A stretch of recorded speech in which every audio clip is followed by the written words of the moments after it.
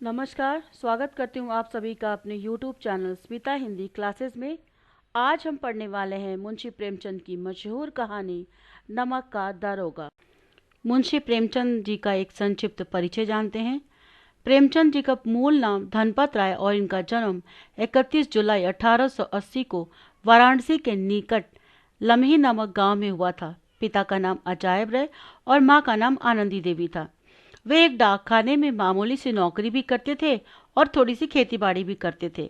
वे जब सिर्फ 8 साल के थे तब इनकी माँ का निधन हो गया।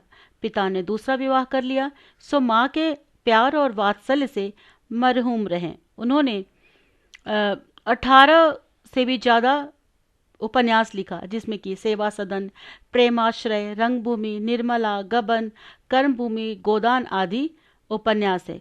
और कहानियां कफन, पूस की रात, पंच परमेश्वर, बड़े घर की बेटी, बूढ़ी काकी, दो बैलों की कथा आदि 300 से भी अधिक कहानियां लिखी, जो मानसरोवर के 8 भागों में उपलब्ध है। उनमें से अधिकांश हिंदी तथा उर्दू दोनों भाषाओं में प्रकाशित हुई। यही से धनपत राय हमेशा के लिए प्रेमचंद हो गए। सेवा सदन, मिल मजदूर तथा 1935 में गोदान की रचना की, और गोदान अपनी समस्त रचनाओं में सबसे ज़्यादा मशहूर उनकी जिंदगी के आखिरी सफ़र में मंगलसूत्र नामक अंतिम उपन्यास भी लिखना शुरू किया। और जैसे कि बता चुकी हूँ कि 300 से ज़्यादा कहानियाँ लिखा, जो मानसरोवर के 8 भागों में उपलब्ध है। आप कहीं भी इनकी कहानियाँ ऑनलाइन में फिर जो गवर्नमेंट की जो पुस्तकालय होती है, लाइब्रेरी, आप वहाँ पर भी जाकर मानसरोवर की ये 8 बुक ले सकते हैं और पढ़ सकते हैं। नमक का दारोगा कहानी का सारांश कुछ इस प्रकार है। प्रेमचंद द्वारा रचित लघु कथा है, जिसमें एक ईमानदार नमक निरीक्षक की कहानी को बताया गया है, जिसने कालाबाजारी के विरुद्ध आवाज उठाई। यह कहानी धन के ऊपर धर्म की जीत की है। कहानी में मानव मूल्यों का आदर्श के रूप में दिखाया गया है और उसे सम्मानित भी किया गया। सत्यनिष्ठा, धर्मनिष्ठा और कर्तव्य परायणता को विश्व के दुर्लभ गुणों में बताया गया है। अंत में यह शिक्षा दी गई है कि एक बेईमान स्वामी को भी एक ईमानदार कर्मचारी की तलाश रहती है। कहानी आज़ादी से पहले की है। नमक का नया नया विभाग बना था। विभाग में ऊपरी कमाई बहुत ज़्यादा हो रही थी, इसीलिए सभी व्यक्ति इस विभाग में काम करने को उत्सुक थे। उस दौर में फारसी का बहुत ज़्यादा बोलबाला था। उच्च ज्ञान की बजाय केवल फारसी में प्रेम की कथाएं और श्रृंगार रस के काव्य पढ़कर ही लोग उच्च पदों पर पहुंच जाते थे। मुंशी वंशीधर ने भी फारसी पढ़ी और रोजगार की खोज में निकल पड़े। उनके घर की आर्थिक दशा बहुत खराब थी। उनके पिता ने घर से निकलते समय उन्हें समझाया, जिसका सार यह था कि कोई ऐसी नौकरी ढूंढना, कोई ऐसी नौकरी करना जिसमें ऊपरी कमाई हो, और आदमी तथा अवसर देकर घूस जरूर लेना। वंशीधर पिता से आशीर्वाद लेकर नौकरी की तलाश में निकल जाते हैं। भाग्य से नमक विभाग के दारोगा पद की नौकरी मिल जाती है, जिसमें कि वेतन बहुत ज़्यादा अच्छा था, साथ ही ऊपरी कमाई भी ज़्यादा थी। यह खबर जब पिता को पता चली तो वो बहुत खुश हुए। मुंशी वंशीधर ने 6 महीने में अपनी कार्यकुशलता और अच्छे आचरण से सभी अधिकारियों को मोहित कर लिया।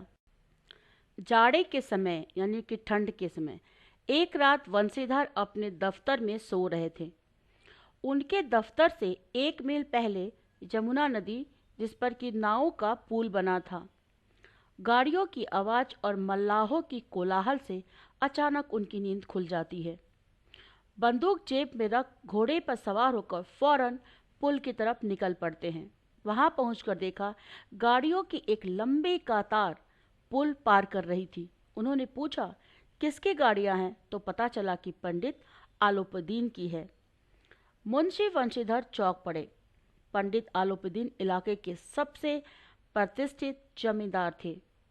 लाखों रुपए का उनका कारोबार था। वंशीधर ने जब जांच किया तो पता चला कि गाड़ियों में नमक के ढेले के बोरे हैं। उन्होंने गाड़ियां रोक ली। पंडित जी को यह पता चलता कि वह अपने धन पर विश्वास किए वंशीधर के पास पहुंचे और उनसे गाड़ियों के रोकने के बारे में पूछा। पंडित जी ने वंशीधर को रिश्वत देकर गाड़ियों को छोड़ने को कहा, परंतु वंशीधर अपने कर्तव्य पर अडिग रहे और पंडित जी को गिरफ्तार करने का हुक्म अपने सिपाहियों को दे दिया। पंडित जी आश्चर्यचकित रह जाते हैं। पंडित जी ने रिश्वत को बढ़ाया, परंतु वंशीधर नहीं माने और पंडित जी को फौरन गिरफ्तार कर लिया गया। अगले दिन यह खबर हर तरफ फैल गई। पंडित आलिपुदीन के हाथों में हथकड़ियां डालकर अदालत में लाया गया। हृदय में ग्लानि, क्षोभ और लज्जा से उनकी गर्दन झुकी हुई थी। सभी लोग चकित थे कि पंडित जी कानून की पकड़ में भला कैसे आ गए। सारे वकील और गवाह पंडित के पक्ष में थे। वंशीधर के पास केवल सत्य का बल था। न्याय की अदालत में पक्षपात चल रहा था। मुकदमा तुरंत समाप्त हो गया। पंडित आलिपुदीन को सबूत के अभाव में रिहा कर दिया गया। वंशीधर के उद्दंडता और विचारहीनता के बर्ताव पर अदालत ने दुख जताया कि जिसके कारण एक अच्छे व्यक्ति को कष्ट झेलना पड़ा।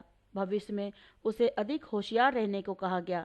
पंडित आलिपुदीन मुस्कुराते हुए बाहर निकल गए। रुपए बांट गए। वंशीधर को व्यंग बाणों को सहना पड़ा। 1 सप्ताह के अंदर कर्तव्यनिष्ठा का दंड मिला और फौरन उन्हें नौकरी से बर्खास्त कर दिया गया। पराजित हृदय शोक और खेद से व्यथित अपने घर की ओर चल पड़े। घर पहुंचे तो पिताजी ने कड़वी बातें सुनाई। वृद्धा माता को भी बहुत दुख हुआ। पत्नी ने कई दिनों तक सीधे मुंह बात तक नहीं की। 1 सप्ताह बीत गया। संध्या का समय था, यानी कि शाम का। वंशीधर के पिता राम नाम का माला जप रहे थे। तभी वहां एक सजा हुआ रथ आकर रुका। पिता ने देखा पंडित आलिपुदीन हैं। झुककर उन्हें दंडवत किया और चापलूस भरी बातें करने लगे। साथ ही अपने बेटे को कोसा भी। पंडित जी ने बताया कि उन्होंने कई रईसों और अधिकारियों को देखा और सबको अपने धन बल का गुलाम बना लिया। ऐसा पहली बार हुआ था जब कोई व्यक्ति अपनी कर्तव्यनिष्ठा द्वारा उन्हें हराया हो। वंशीधर ने जब पंडित जी को देखा तो स्वाभिमान सहित उनका सत्कार किया। उन्हें लगा कि पंडित जी उन्हें लज्जित करने आए हैं, परंतु पंडित जी की बातें सुनकर उनके मन का मैल मिट गया और पंडित जी की बातों को उनकी उदारता बताया। उन्होंने पंडित जी को कहा कि उनका जो हुक्म वे करने को तैयार हैं। इस पर पंडित जी ने स्टाम्प लगा हुआ एक पत्र निकाला और प्रार्थना स्वीकार करने को बोला। वंशीधर ने जब कागज पढ़ा तो उसमें पंडित जी ने वंशीधर को अपनी सारी जायदाद का स्थायी मैनेजर नियुक्त किया था। कृतज्ञता से वंशीधर की आंखों में आंसू आ जाते हैं। उन्होंने कहा कि वे इस पद के योग्य नहीं हैं। इस पर पंडित जी धीरे से मुस्कुराते हुए कहा कि उन्हें अयोग्य व्यक्ति ही चाहिए। वंशीधर ने कहा कि उनमें इतनी बुद्धि नहीं कि वह यह कार्य कर सके। पंडित जी ने वंशीधर को कलम देते हुए कहा कि उन्हें विद्वान नहीं चाहिए बल्कि धर्मनिष्ठ व्यक्ति चाहिए। वंशीधर ने कांपते हुए मैनेजर की कागज पर दस्तखत कर दिए। पंडित आलिपुदीन ने वंशीधर को खुशी से गले लगा लिया। कुछ एक अंकीय प्रश्नोत्तर देखते हैं। नमक का दरोगा कहानी के लेखक कौन है? मुंशी प्रेमचंद। वंशीधर ने किस विभाग में नौकरी की थी? नमक विभाग। वंशीधर ने किस प्रतिष्ठित व्यक्ति को गिरफ्तार किया? पंडित आलिपुदीन। वंशीधर को नौकरी से क्यों बर्खास्त किया गया? कर्तव्य निष्ठा के कारण।